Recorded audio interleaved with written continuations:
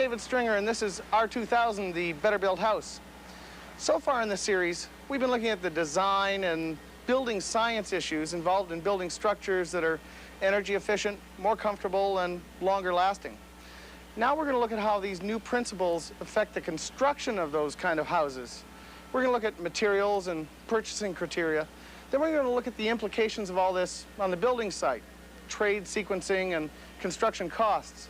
Now, I'm out of my league on those issues, so we get to pick the brain of an experienced R-2000 builder, Oliver Drerup. He's at the order desk.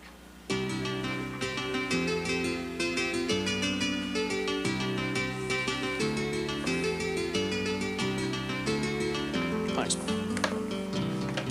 Hi, David. This is sort of a turning point. Get out of the realm of theory, and now it's time for you to share the tricks of your trade with the viewers. Well, I'll be delighted to do that as long as they stay out of my area in Ottawa. Well, listen, we're at the building supply store. You're not going to tell me that you buy special R-2000 energy-efficient 2x4s, I presume. So why are we here? Well, I asked you to come here because it was a convenient place to meet. But the important thing is that there's an opportunity now to make the point that these people are your friends. That if you're going to build an R-2000 house and take advantage of all the materials that are available to you, you'd better plan to come in here and talk to these guys and get them on your side before you start. There are a lot of unique materials out. There's lots of material development taking place all the time, and those things can really improve the way in which you build the house and make it a lot simpler. But if you want to get a hold of them, you've got to order them. There's got to be some pre-planning. Mm-hmm. Is that the way you find out about new materials? You walk into your favorite building supply store? That's one way. I just picked this up about its manufacturer's material on trusses. But you get a lot of association publications and that kind of thing as well, and I really believe in joining those associations. Builders associations keep you pretty well informed. Another alternative is to go to update seminars and that kind of thing. Well, I'm ready to plunge right in and look at some new materials. Where are they? Out on the site. Let's go. I'm following. Well, David, we're going to be looking at structural and framing concerns in a moment, but can you remember the salient design feature that's required when you put together a wall like this? Well, you make it sound pretty lofty there, but I guess you want to minimize the amount of wood, right? Because the more wood you have, the less room there is for insulation, and furthermore, the more heat loss there is through that wood. The more thermal bridging there is. And there are a lot of products on the market that can help a builder do that as pre-manufactured devices. We have systems that are produced in factories. A good example is this Kano wall, which is actually pre-designed to function as a thermally broken wall. It's expanded polystyrene in between these wooden members. That's the thermal break there, is it? And they do that for you in the plant in very large sections, which are designed to fit your home, and you bring that to the site and then erect the thing in the location.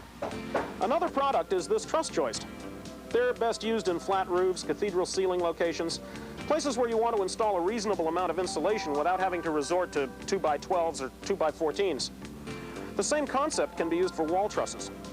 This truss is located on the outside of the building sheathing to provide a secondary cavity for the insulation without using lots of lumber. Well, these wall systems now are designed to allow for higher levels of insulation, but there seems to be variables depending on what kind of insulation is in there. Now, how do you choose between the different materials? Well, there are quite a variety of options. Why don't we go and have a look at some? Okay, and let's hurry. I think it's going to rain.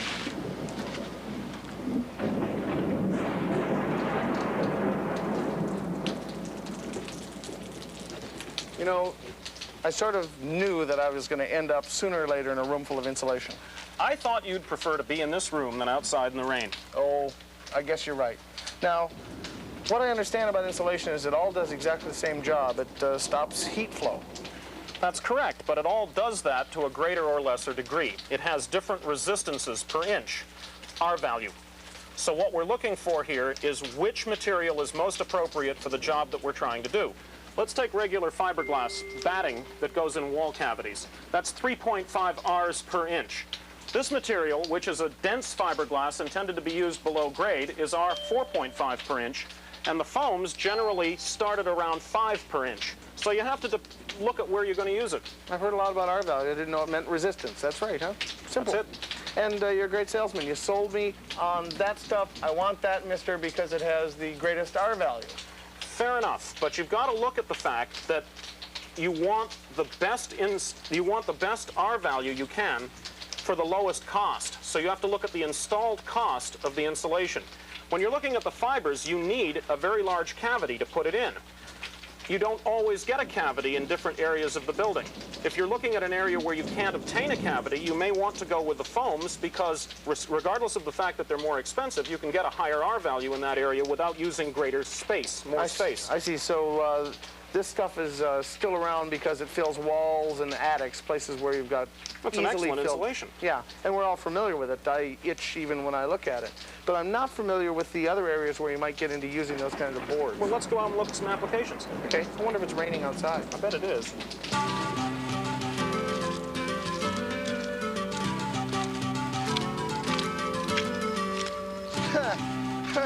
You had to bring me out in the rain. Well, the show's about drainage and rigid materials below grade. It seemed reasonable to me. Do you know how much it cost us to rent the rain machine for this scene? Not half as much as it cost us to fly in all this mud. All right, but we got to do this in the rain. It makes a certain amount of sense because it indicates the difficulty that we have in draining foundations. When you're looking at insulation on the exterior of a foundation wall, you're doing that from the point of view of ensuring that it has a good R value, but you're also looking at the way in which the thing drains. This material is extruded polystyrene, first class below grade. This material is expanded polystyrene, type 2. And the type 2 material can also be used below grade, provided your drainage is good. Well, now why is that? Does this stuff This material actually soaks up water. It absorbs water. This material doesn't. We got another one. This is tricky. This is the base clad that we were looking at inside, and it obviously soaks up water, but it drains. And because it drains, it actually keeps itself dry as well as your basement dry. And it can be used very well, provided it's used all the way down to the footings so that this water then goes directly into the drain tile. Now, do these materials also take care of all the damp proofing you need? No, there's additional damp proofing required before you use these materials, although with the base clad it's possible to get away with it's a much better draining layer than the foams by and large. You'd be using an asphaltic coating on there, and builders should be careful to ensure that the coating is dry before they adhere foams, because sometimes those two materials are antagonistic. Oh, right, like gasoline on a coffee cup. You got to watch that effect. Well, we'll be using these same materials above grade as well, will we? Sure will. Lots of different foams and rigid glass as well. Let's go take a look. Back through the mud? I guess so. All right. I'm going to make sure he doesn't sink. I'm going to step in his footstep. Insulated sheathings are an economical means of increasing insulation value in house walls. They don't require extra labor. A wide variety of products have been developed to meet the specific needs of the market, and here are a few that are commonly used. This material is a rigid fiberglass insulation with an R value of 4.4 per inch. It's also faced with Tyvek building paper to reduce air leakage in the wall assembly. This picture is of a house sheathed in extruded polystyrene, Dow SM.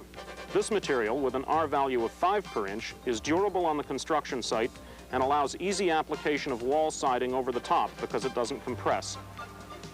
Here is a house sheathed in expanded polystyrene type 2. The material is a little less expensive than the SM, although the R value of 4 per inch is also diminished. And finally, this material is a foil-faced urethane equivalent with an R value of slightly greater than 6. This material is, of course, the most expensive of the different options. Well, that's a lot of different kinds of sheathing, and some I hadn't really seen before. How do you go about picking the right one? Well, what I usually do is I look at the siding that's going to go on over it. For example, if you have brick veneer, it really doesn't matter very much as long as you get the insulating value. If you're putting on some other type of siding, you may want a firmer product. You know, it depends on what you're doing. So it's not necessarily the insulating value you're looking at? Oh, yes, it is. I'm always looking for the best R value per dollar installed. That's exactly what I'm looking for. Okay, now that's a lot of new sheathing materials for me to soak up all at once. Are we going to be seeing a lot of different kinds of materials as the show goes on? Yeah, we're going to see a whole variety of stuff. In fact, I brought some samples in the back of the truck I'd like to show you. Okay. Gee, they should charge admission for this ride. Yeah, it's a great ride. One of the things that we're going to be seeing an awful lot of is this poly material. And this has to be selected with great care, because obviously we're looking to do this an installation in a building that's going to last for hundreds of years for what that's worth, and we want it to act both as an air barrier and a vapor barrier. So you're looking for a very clear product. You want a product that's not going to be cloudy, that you know is going to be a proper density and thickness as well. You want to install it in the biggest sheets you possibly can. Probably you're going to be looking for 6 mil. 10 mil I've tried, and it tends to bunch up in the corners. 4 mil is a little thin and may get damaged on the construction site. Why the biggest sheets? Well, because you want to have as few joints as possible. Let me show you how we make those joints as well. Hold that for a minute, will you? Sure.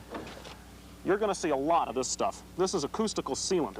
It's a caulking material, and it's just unbelievably sticky. It's all over my truck, as a matter of fact. That stuff is used in between the joints, and it also is a material that you don't commonly find on construction sites. The third material that I want to show you is the Tyvek. This is another paper very similar to this that can either be taped or used or jointed using this caulking. And it is very different from the poly in that this material breathes, while this material doesn't. Well, with all these new materials and the differences, which I'm not even going to go into now because I know we're going to, what does this mean to the guys on your site? I mean, all of a sudden they're confronted with all these new materials. How do they take it? Well, I think the best thing to do is to ask one of them. Hey, JR, come here. Yeah, what's up, Oliver? JR, David was just asking about some of these new materials that we're employing on the building sites. Got any comments on that? Yeah, well, it's basically what it is. It's really a question, two things, supervision and sequencing. Most of the trades are not familiar with these type of building construction, so naturally the contractor or his superintendent is going to have to do a little supervision, extra supervision on the site.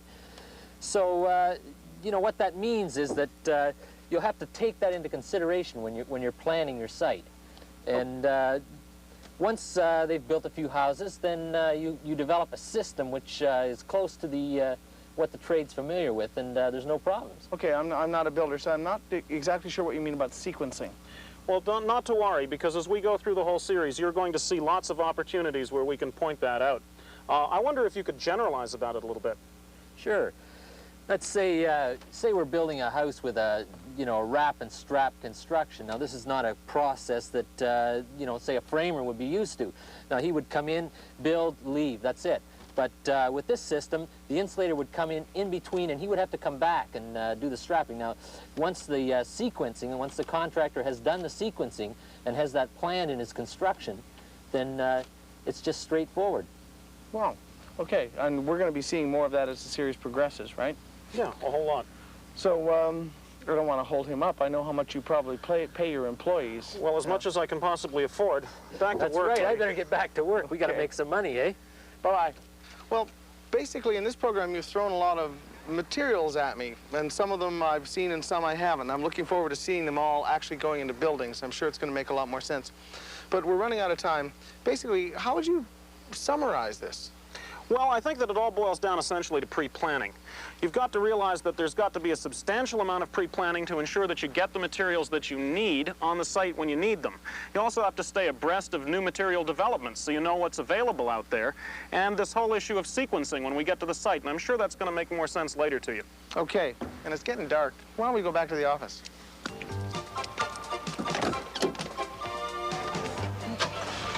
So, join us next time on R-2000, the Better Built House, and we're going to start looking at the specifics of air barrier installation. Oh, yes. Do we need the crew? No, because I'm not going to... I think you're stuck in the mud there. I'm not stuck. Are you kidding me? Stuck? Yeah, it might be stuck in the No, mud. I don't want to be stuck. Stuck in the mud. Well, Oliver, you're about to find out why we have 20 people on the crew. Boys, come on, we have to ride off into the sunset here. It's a big finish to the show. Big finish, big finish. Thanks, fellas.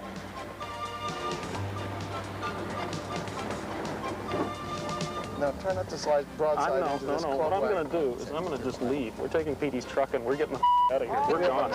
Hey, bring my truck back!